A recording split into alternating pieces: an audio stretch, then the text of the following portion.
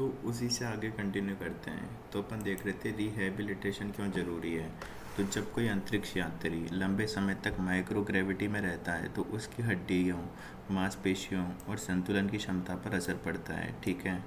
फिर दूसरा, इसलिए पृथ्वी पर लौटने के बाद उन्हें सामान्य स्थिति में आने के लिए विशेष चिकित्सा शारीरिक अभ्यास की जरूरत होती है। इसी कारण 7 दिनों का पुनर्वास कार्यक्रम तय किया गया है। बस यही है। फिर अगला न्यूज़। तो 8 साल की नामीबियाई मादा चीता की कूनो नेशनल पार्क में चोटों के कारण मौत। तो मादा चीता, जिसका नाम था नाभा, की मृत्यु हो गई है। वह नामीबिया से लाई गई थी। उसकी उम्र 8 वर्ष थी। मौत का कारण, उसे अपने बाड़े में किसी शिकार की कोशिश के दौरान गंभीर चोटें आई थी। उसके शरीर में अस्थि टूटने की पुष्टि हुई है। अल्ना फिबुला में फ्रैक्चर था। तो उसके अल्ना और फिबुला में फ्रैक्चर था, अस्थि टूट गई है उसकी। इलाज के दौरान उसे बचाया नहीं जा सका है। पोस्टमार्टम रिपोर्ट का इंतजार है। तो वन विभाग के अधिकारी उत्तम कुमार शर्मा ने बताया कि आगे की जानकारी पोस्टमार्टम रिपोर्ट आने के बाद ही दी जाएगी। अब कूनो में कितने चीते हैं। तो नाभा की मौत के बाद भी कूनो में कुल 26 चीते हैं। 6 नर हैं, 3 मादा हैं जो अफ्रीका से लाए गए थे, और 17 शावक जो भारत में ही जन्मे हैं। ठीक है। बाकी सभी चीते स्वस्थ हैं। तो वन अधिकारियों के अनुसार 26 में से 16 चीते पूरी तरह से स्वस्थ हैं। ये सभी शिकार करना सीख चुके हैं और पर्यावरण में ढल चुके हैं। फिर आगे, दक्षिण अफ्रीका से आए 2 चीते, तो प्रभास और पवक नामक 2 नर चीते जो 6 वर्ष के हैं, उन्हें 20 अप्रैल को Gandhi Sagar wild life sanctuary में भेजा गया था। इन चीतों का भारत में दूसरा ठिकाना होगा। तो यह चीतों का क्या है, दूसरा ठिकाना है Gandhi Sagar wild life sanctuary. दोनों वहाँ वातावरण में सफलतापूर्वक ढल रहे हैं। फिर आगे चलें तो सभी चीतों को परजीवी यानी पैरासाइट इन्फेक्शन से बचाने के लिए दवाइयाँ एंटी एक्टो पैरासाइटिक मेडिसिन दी गई हैं ताकि टिक्स और माइट्स जैसी बीमारियों से बचाव हो सके। फिर 2 मादा चीते जो वीरा और निर्वा, जो हाल ही में माँ बनी है, वे और उनके शावक पूरी तरह स्वस्थ हैं। तो कौन, वीरा और निर्वा। ठीक है। अब निष्कर्ष क्या है। तो चीता परियोजना भारत के लिए एक महत्वाकांक्षी वन्यजीव पुनर्स्थापन परियोजना है। हालांकि नाभा की मौत दुखद है, लेकिन कुल मिलाकर परियोजना के अंतर्गत लाए गए अधिकांश चीते स्वस्थ और सक्रिय हैं। ठीक है। फिर अगली न्यूज़ है, भारत की पहली डेंगू वैक्सीन के तीसरे चरण के ट्रायल के नामांकन लगभग पूरे हो चुके हैं। तो न्यूज़ है कि ICMR और पैनेसिया बायोटेक मिलकर भारत की पहली डेंगू वैक्सीन का तीसरा चरण का क्लिनिकल ट्रायल कर रहे हैं। ICMR और पैनेसिया बायोटेक। अब तक 10,000 प्रतिभागियों में से 8,000 लोगों ने इस ट्रायल के लिए नामांकन कर लिया है। ट्रायल देश भर के 20 केंद्रों पर किया जा रहा है। क्लिनिकल ट्रायल का उद्देश्य डेंगू वायरस के 4 प्रकार सीरोटाइप 1 से 4 सक्रिय हैं। ठीक है। तो भारत में कितने सक्रिय हैं, इसके 4 प्रकार के इसके जो वायरस हैं वो सक्रिय हैं। इसलिए यह ज़रूरी है कि वैक्सीन सभी प्रकार के वायरस के खिलाफ प्रभावी हो। यह वैक्सीन टेट्रावैलेंट होगी, यानी चारों प्रकार के डेंगू वायरस के खिलाफ सुरक्षा प्रदान करेगी। तो ये वैक्सीन टेट्रावैलेंट है। यह वैक्सीन पैनेसिया बायोटेक द्वारा विकसित की जा रही है। इस वैक्सीन का नाम TB005 है, जिसे पहले अमेरिका के national institute of health NIH ने विकसित किया था। TB005। अब यह वैक्सीन भारत में स्थानीय रूप से विकसित और परीक्षण की जा रही है। ठीक है। तो वैक्सीन का पहला परीक्षण Pandit Bhagwant Dayal Sharma post graduate medical science Rohtak में किया गया। पहले और दूसरे चरण के परीक्षण में यह वैक्सीन सुरक्षित और असरदार साबित हुई है। तो टेट्रावैलेंट है, सबसे इम्पोर्टेंट तो यही है। फिर डेंगू एक वैश्विक संकट। तो डेंगू एक वैश्विक समस्या बन चुका है। 2023 के अंत तक 129 से ज़्यादा देशों में डेंगू के मामले आए हैं। भारत भी उन शीर्ष 30 देशों में शामिल है जहाँ डेंगू के सबसे ज़्यादा मुकाबले हैं। भारत में 75 से 80% डेंगू संक्रमण बिना लक्षण के होते हैं, लेकिन ये लोग भी मच्छर के काटने से संक्रमण फैला सकते हैं। फिर 20 से 25 मामलों में गंभीर लक्षण सामने आते हैं, विशेषकर बच्चों में। तो ये सारा है। फिर क्रॉस प्रोटेक्शन की चुनौती। तो डेंगू के 4 प्रकार एक दूसरे से जुड़े नहीं होते। इस प्रकार के संक्रमण होने के बाद दूसरे संक्रमण से होने पर व्यक्ति को ज़्यादा गंभीर बीमारी हो सकती है। तो आपस में जुड़े नहीं हैं, तो एक प्रकार से संक्रमण होने के बाद दूसरे प्रकार से संक्रमण होने पर व्यक्ति को ज़्यादा गंभीर बीमारी हो सकती है। इसलिए एक ऐसी वैक्सीन विकसित करना आवश्यक है जो सभी प्रकार के वायरस से समान रूप से सुरक्षा दे सके। तो ये इम्पोर्टेंट है, क्रॉस प्रोटेक्शन की चुनौती, ये सबसे इम्पोर्टेंट है। फिर निष्कर्ष क्या है? तो वैक्सीन भारत के लिए ऐतिहासिक उपलब्धि है। अगर तीसरे चरण का ट्रायल सफल होता है तो भारत में पहली स्वदेशी डेंगू वैक्सीन उपलब्ध होगी। यह वैक्सीन डेंगू से होने वाली गंभीर बीमारियों मौत को कम करने का बड़ा योगदान दे सकती है। तो TB005। फिर अगली न्यूज़ है, जब कोशिकाएं डीएनए की मरम्मत के लिए दौड़ पड़ती हैं तो उन्हें भी पता होता है कि कब रुकना है। तो डीएनए को नुकसान कैसे होता है? तो जब पैराबैंगनी प्रकाश यानी अल्ट्रावायलेट, कुछ रासायनिक यौगिक यानी केमिकल या सामान्य कॉपी करते समय कोई गलती होती है तो डीएनए को नुकसान पहुंचता है। ऐसे में कोशिकाएं डीएनए की मरम्मत करने लगती हैं। ठीक है, डीएनए रिपेयर में संतुलन जरूरी क्यों है? अगर रिपेयर कम हो तो डीएनए नुकसान में रहता है। अगर रिपेयर ज़्यादा हो तो नुकसान हो सकता है, क्योंकि इससे गलत तरीके से जुड़ने, एरर प्रोन बाइंडिंग की संभावना बढ़ जाती है। फिर नया अध्ययन किस पर आधारित है? तो यह शोध बेकर्स ईस्ट मानव त्वचा कोशिकाओं पर किया गया है। शोध में देखा गया कि कोशिकाएं एक ऐसी प्रक्रिया से गुजरती हैं जो डीएनए रिपेयर के लिए सही मात्रा में प्रोटीन बनाती है, लेकिन बहुत ज़्यादा नहीं बनाती। फिर आरएनए ग्रैन्यूल्स का क्या काम है? तो जब डीएनए को नुकसान होता है तब कोशिकाएं आरएनए ग्रैन्यूल्स बनाती हैं। ये ग्रैन्यूल अस्थायी रूप से उस प्रक्रिया को धीमा कर देते हैं जिसमें प्रोटीन बनने लगते हैं। फिर अगला है, मुख्य प्रोटीन कौन कौन से हैं? तो SCD6 ईस्ट में पाया जाता है। फिर LSM14A मानव कोशिकाओं में पाया जाता है। जब डीएनए को हाइड्रोक्सियूरा नामक रसायन से नुकसान पहुंचाया गया तो इन प्रोटीनों ने आरएनए को पकड़कर ग्रैन्यूल्स में इकट्ठा कर लिया। फिर SRS2 एंजाइम की भूमिका। तो SRS2 एक एंजाइम है जो डीएनए को खोलता है। जब SCD6 प्रोटीन mRNA को पकड़ लेता है तो SRS2 का उत्पादन कम हो जाता है। इससे कोशिकाओं में रिपेयर धीमा हो जाता है, जो कोशिका की रक्षा करता है। ठीक है, तो SRS2 भी एक इम्पोर्टेंट है। फिर क्या यह प्रक्रिया मानव कोशिकाओं में होती है? हाँ, LSM14A भी कुछ वैसी ही भूमिका निभाता है जैसे SCD6 ईस्ट में करता है। जब LSM14A को कम किया गया तो डीएनए को जोड़ने वाले गलत एंजाइम बनने लगे।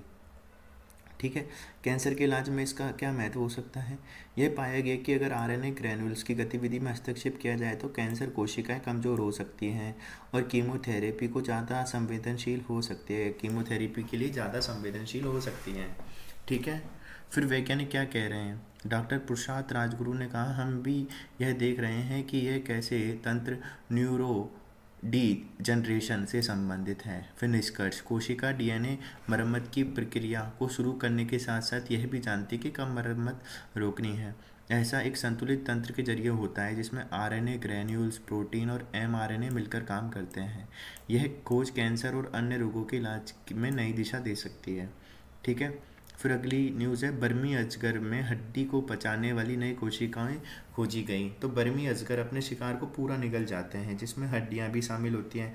लंबे समय तक यह सवाल था कि इतने सख्त हड्डियों को कैसे पचा लेते हैं तो बिना किसी नुकसान के। तो नई खोज क्या है? वैज्ञानिकों ने सूक्ष्मदर्शी, माइक्रोस्कोप और ब्लड टेस्ट की मदद से अजगर के आंतों में एक नई प्रकार की कोशिका शैल को पहचाना है। यह कोशिका पहले अज्ञात थी। इस कोशिका की विशेषताएं, ये कोशिका एक तहदार थैली यानी फोल्डेड पॉकेट जैसी संरचना रखती है। थैली में कैल्शियम, फॉस्फोरस और आयरन से बनी परतदार कण जमा हो जाते हैं। यह कण केवल तब बनते हैं जब भोजन में हड्डियां शामिल होती हैं। ये कोशिकाएं करती क्या हैं? भोजन में मौजूद अधिक खनिज यानी मिनरल्स को ये कोशिकाएं ठोस कणों में बदल देती हैं। ये ठोस कण बाद में सांप के मल के साथ शरीर से बाहर निकल जाते हैं। फ़ायदा क्या होता है? इससे अजगर को कैल्शियम की अधिकता से कोई नुकसान नहीं होता। यह प्रक्रिया हड्डियों को सुरक्षित रखने से पचाने में मदद करती है। ठीक है, फिर निष्कर्ष। तो समरी क्या है? बर्मी अजगर की आंतों में एक नई तरह की कोशिका पाई गई जो हड्डियों को पचाने में विशेष भूमिका निभाती है। ये कोशिकाएं अतिरिक्त खनिजों को नियंत्रित कर सांप को हड्डियों को पचाने में मदद करती हैं बिना उसके शरीर को नुकसान पहुंचाए। मस्तिष्क की रोग प्रतिरोधक कोशिकाओं में जमा वसा अल्जाइमर की हानिकारक परतों को साफ करने की क्षमता को बाधित करती है। ठीक है, तो अगली न्यूज़ है ये। तो मस्तिष्क की रोग प्रतिरोधक कोशिका में जमी वसा अल्जाइमर की हानिकारक परतों को साफ करने की क्षमता को बाधित करती है। ठीक है, अब इसका पृष्ठभूमि क्या है? तो अल्जाइमर एक मस्तिष्क से जुड़ी स्मृति यानी हानि या फिर संज्ञानात्मक क्षमताओं की बीमारी है। इस रोग की विशेषता है मस्तिष्क में बी एमीलॉइड प्ल्यूक नामक प्रोटीन जमा होने लगते हैं जो न्यूरॉन्स को नुकसान पहुंचाते हैं। तो बी एमीलॉइड प्ल्यूक नामक। ठीक है, फिर नई खोज क्या कहती है? तो वैज्ञानिकों ने पाया माइक्रो माइक्रोग्लिया नामक प्रतिरक्षा कोशिकाएं मस्तिष्क की सफाई और सुरक्षा करती हैं। लेकिन जब इन कोशिकाओं के अंदर वसा की बूंदें यानी लिपिड ड्रॉपलेट जमा हो जाती हैं तो वे अपना बचाव करने का काम छोड़ देती हैं और बी एमाइलोइड प्लीक को साफ नहीं कर पाती। वसा की बूंदें लिपिड ड्रॉपलेट कैसे बाधा बनाती हैं? तो ये माइक्रोग्लिया कोशिकाओं में उच्च स्तर की वसा जमा होने से बनती है। इस स्थिति में माइक्रोग्लिया अपनी सामान्य प्रतिरक्षा क्रिया बंद कर देती है और प्लीक को हटाने में असमर्थ हो जाती है। इससे अल्जाइमर रोग की प्रगति तेज हो जाती है। कैसे की गई यह खोज? वैज्ञानिकों ने चूहों मानव कोशिकाओं पर शोध किया। प्रयोग में देखा गया वी एमाइलोइड जमा होती है तो माइक्रोग्लिया के अंदर वसा जमने लगती है। जब इन कोशिकाओं को विशेष दवाओं जैसे डीएनएल इनहिबिटर से उपचारित किया गया तो वसा की मात्रा कम हुई और माइक्रोग्लिया ने प्लेक को फिर से साफ करना शुरू कर दिया। निष्कर्ष, यह खोज बताती है कि माइक्रोग्लिया की सफाई करने की क्षमता वसा के कारण रुक जाती है। अगर हम वसा बनने की प्रक्रिया को रोक सकें तो शायद अल्जाइमर के इलाज में मदद मिल सकती है। यह शोध अल्जाइमर के इलाज के लिए एक संभावित नया रास्ता दिखाता है। ठीक है, तो बस यही है। तो रोग अल्जाइमर कारण है बी एमाइलॉइड प्ल्यूक का मस्तिष्क में जमाव। कोशिका कौन सी है? माइक्रोग्लिया। ठीक है, मस्तिष्क की इम्यून शेल और बाधा है वसा की बूंदें। असर क्या है? प्लेक की सफाई रुक जाती है। समाधान है वसा बनने की प्रक्रिया को दवा से रोका जा सकता है। फिर अगला है वैज्ञानिकों ने चावल का पूर्ण जीन मैप तैयार किया। तो वैज्ञानिकों ने चावल के पौध का पहली बार कोशिका दर कोशिका जीन मैप तैयार किया। इसके बाद उन्होंने चावल के पौधे के 8 हिस्सों से 1,16,564 नाभिक का अध्ययन किया। उन्होंने क्या किया? वैज्ञानिकों ने देखा कि कौन से जीन सक्रिय हैं और कौन से डीएनए के हिस्से पढ़े जा सकते हैं यानी जिनसे कोशिका को निर्देश मिलते हैं। यह जानकारी उन्हें कोशिका के नाभिक से मिली जिससे पता चला कि हर कोशिका क्या काम कर रही है और कैसे निर्देश का पालन कर रही है। इसका लाभ क्या हुआ है? अब वैज्ञानिक हर अंग जैसे कि जड़, पत्ते, तना, फूल, बीज की प्रत्येक कोशिका के प्रकार की पहचान कर सकते हैं। उन्होंने ऐसे जीन भी खोजे हैं जो जड़ों को मजबूत बनाते हैं, फोटोसिंथेसिस में मदद करते हैं और पौधों में पोषण संतुलन बनाए रखते हैं। कुल मिलाकर यह अध्ययन यह समझने में मदद करता है कि चावल की हर कोशिका कैसे काम करती है और कैसे खेती में बेहतर उपयोग किया जा सकता है। यानी हर कोशिका की भूमिका को जानकर चावल की फसल को बेहतर, अधिक उपज वाली पोषक बनाया जा सकता है। ठीक है, बस यही है। फिर अगला है बच्चों में सर्जरी के बाद समस्याओं को जल्दी पहचानने में फिटबिट मददगार।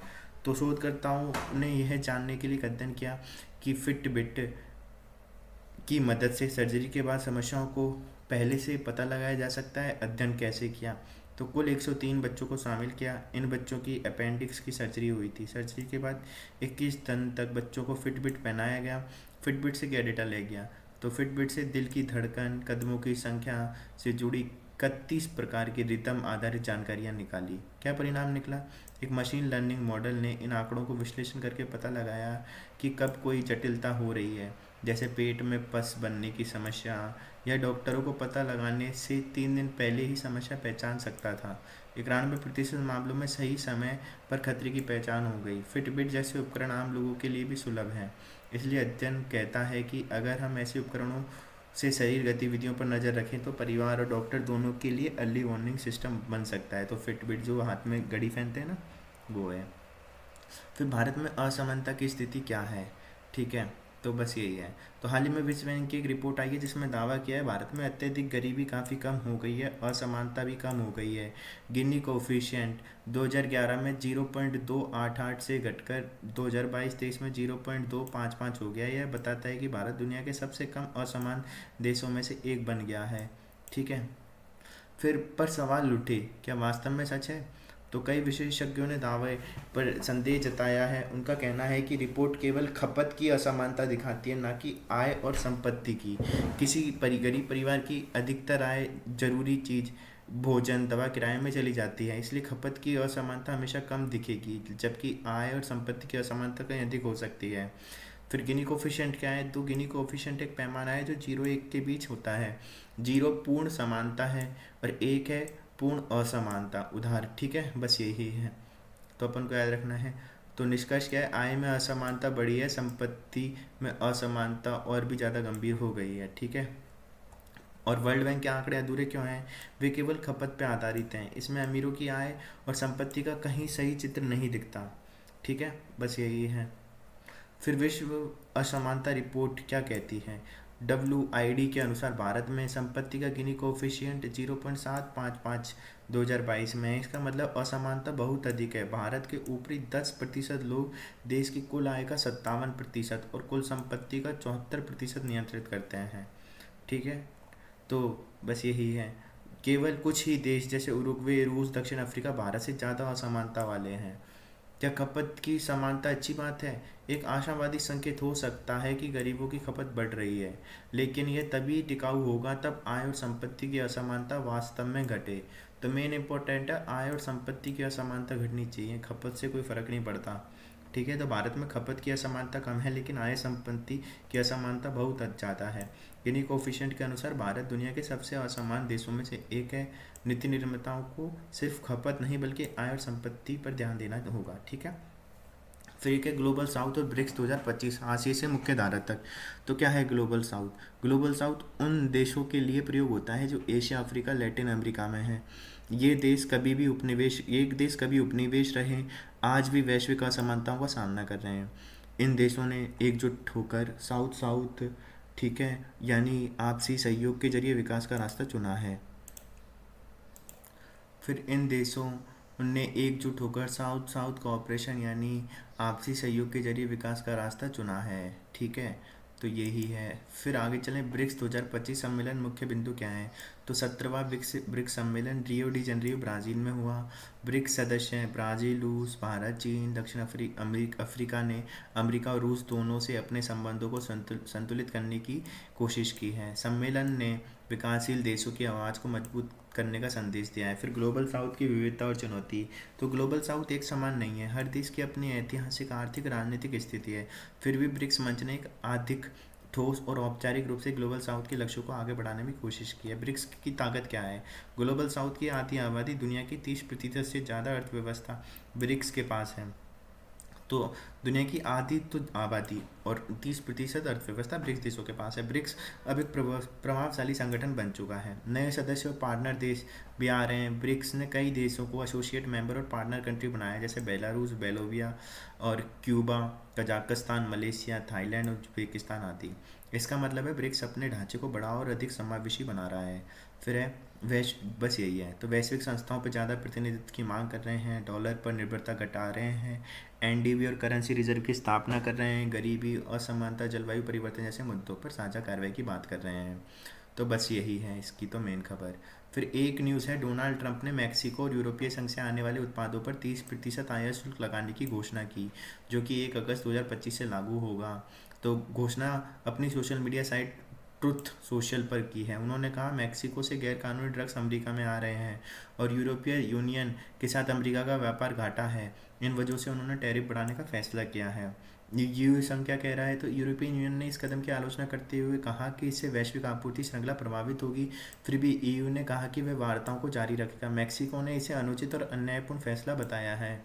अब ट्रंप की व्यापार नीति क्या है? तो जनवरी 2025 में राष्ट्रपति बनने के बाद ट्रंप ने मित्र देशों और प्रतिस्पर्धियों जैसे मैक्सिको, ईयू, चीन आदि पर आक्रामक आक्रामक व्यापार शुल्क लगाए हैं। यह कहा गया था कि इससे व्यापार समझौतों को बेहतर बनाया जाएगा। ट्रंप ने अभी तक केवल वियतनाम और थाईलैंड के साथ व्यापार समझौते किए हैं, बाकी किसी के साथ नहीं किए हैं।